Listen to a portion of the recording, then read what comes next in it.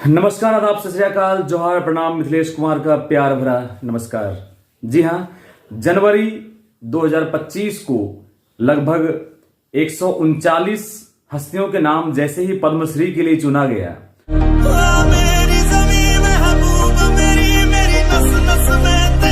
उसमें कला जगत के कई सारे नाम शामिल थे। उसमें से पहला नाम था अरिजीत सिंह का और दूसरा नाम था जसविंदर निरोला का, और भी कई गायक और भी कई कलाकार थे उस लिस्ट में, जिनको कि पद्मश्री सम्मान दिया जाना था और उन्हें दिया गया। आज हम कुछ ऐसे कलाकारों का जिक्र करने वाले हैं इस वीडियो के माध्यम से जिनको आज तक पद्मश्री का सम्मान नहीं मिला। आपको यह तय करना है क्या वो पद्मश्री के लायक थे या नहीं थे। इसमें से जो पहला नाम मैं बताऊंगा आप जानकर चौंक जाएंगे। जी हां, पहला नाम बॉलीवुड के महान गायक, दिवंगत गायक किशोर दा का आता है। जी हां, क्या किशोर कुमार सरीखे महान पार्श्व गायक जिन्होंने बॉलीवुड की इतनी सेवा की है, क्या वो पद्मश्री के लायक नहीं थे? बजता ही रहा हूं मैं। तो इसका जवाब आएगा जी हां, बिल्कुल वो इस सम्मान के हकदार थे, क्योंकि किशोर दा काफी भाषाओं में, काफी बॉलीवुड के गानों में, बॉलीवुड, टॉलीवुड, बॉलीवुड, हॉलीवुड, कितने सारे ही फिल्म इंडस्ट्री में उन्होंने अपने गायकी के माध्यम से अपनी उपस्थिति दर्ज किया था, अपने कला का प्रदर्शन किया था। लेकिन उन्हें आज तक कोई भी राष्ट्रीय पुरस्कार से किशोर कुमार को सम्मानित नहीं किया गया था। तोड़ा गया 100 बार मुझे फिर जोड़ा गया।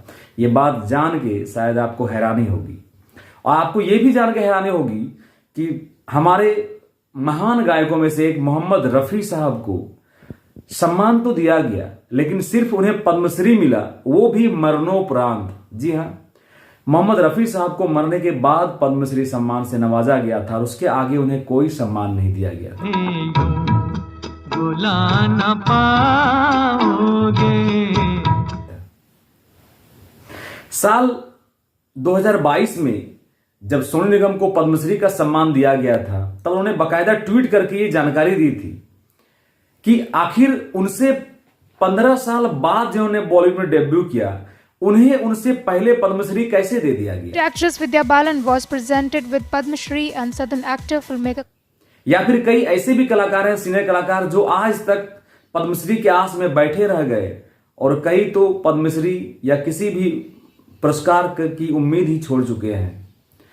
साथ ही सोनू निगम ने यह कहा कि क्या कंगना रनौत, रवीना टंडन, सैफ अली खान या फिर पाकिस्तानी मूल के अदनान सामी, क्या उनका डेब्यू बॉलीवुड में उनसे पहले हुआ था? कंगना रनौत को रजत कमल दिया जाता, हम तो निकल पड़े। अगर उनसे बाद में हुई तो उन्हें पद्मश्री का सम्मान किस आखिर नियम के तहत, किस क्राइटेरिया के तहत उन्हें पद्मश्री का सम्मान उनसे पहले दिया गया? ये उन्होंने सवाल खड़ा किया था। हालांकि उन्होंने पद्मश्री का सम्मान कबूल किया था। कुछ मीडिया चैनल्स का ये कहना था कि उन्होंने उसको इनकार किया था, लेकिन ऐसा नहीं, उन्होंने सम्मान बिल्कुल स्वीकारा था।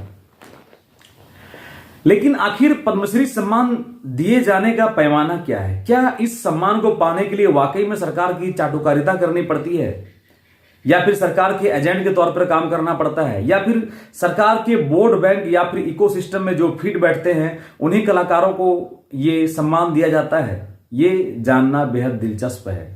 हालांकि इसका पैमाना आज तक किसी ने तय नहीं कर पाया है कि आखिर क्या इसका पैमाना हो सकता है, लेकिन हमारा मानना है कि इसका पैमाना उसकी सीनियरिटी, उसका सेवा या फिर उसके काम को देखते हुए दिया जाना चाहिए कि उन्होंने कितने दिनों तक सेवा दी है।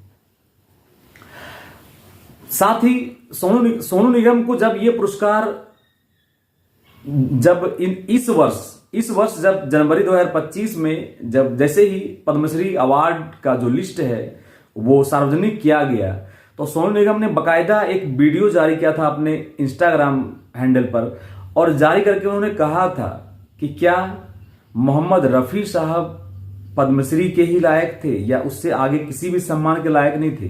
दो ऐसे सिंगर्स जिन्होंने पूरी दुनिया के सिंगर्स को इंस्पायर किया है, वो है, या आखिर किशोर कुमार को यह सम्मान आज तक क्यों नहीं दी गई? उनने पद्मश्री पे ही सिमटा दिया है। वो है मोहम्मद रफी साहब, या फिर क्या श्रेया घोषाल इस अवार्ड के हकदार हैं जिन्हें पद्मश्री भी नसीब नहीं हुआ है, किशोर कुमार जी। सोनू निगम क्रिटिसाइज नहीं है, इस सम्मान के हकदार नहीं है, या फिर अलका याग्निक इस सम्मान के हकदार नहीं है, या फिर कई ऐसे बहुत कलाकार हैं बॉलीवुड में जिन्होंने इस पुरस्कार की उम्मीद ही छोड़ दी है। क्या वो लोग इसके हकदार नहीं थे? आखिर पद्मश्री दिए जाने का पैमाना क्या है, इस पर सोनू निगम ने सवाल खड़ा किया था। हालांकि हाँ, इस पर एक बार एनालिसिस होना जरूरी है कि आखिर कौन से कलाकार थे जो पद्मश्री के लायक थे जिन्हें वंचित रखा गया। आप ऐसे ही जानकारी के साथ बने रहें मिथिलेश कुमार के साथ। साथ ही अगर चैनल में नए हैं तो चैनल को सब्सक्राइब जरूर करें। साथ ही कमेंट सेक्शन में आप कमेंट जरूर करें कि आपको ये कंटेंट कैसा लगा। जय हिंद, जय भारत।